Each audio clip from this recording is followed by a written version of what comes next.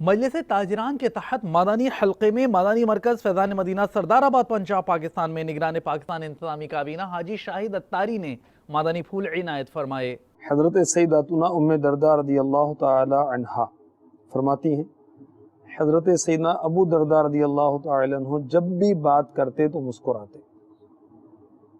فرماتی میں نے عرض کی آپ اس عادت کو ترک فرما دیجیے ورنہ لوگ آپ کو احمق سمجھنے لگیں گے، آپ مسکراتے رہتے ہیں، مسکراتے رہتے ہیں۔ فرمایا میں نے جب بھی رسول اللہ صلی اللہ تعالی علیہ وآلہ وسلم کو بات کرتے دیکھا یا سنا آپ مسکراتے تھے،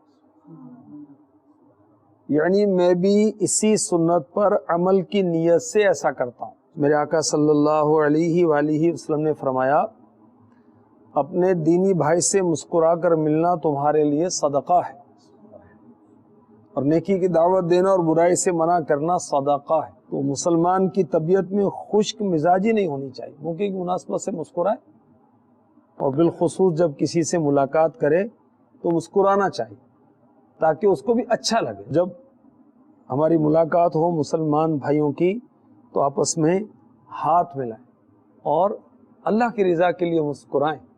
سبحان اللہ۔ جدا ہونے سے پہلے دونوں کے لیے مغفرت کی خوشخبری، بخشش کی خوشخبری۔ اللہ کرم میں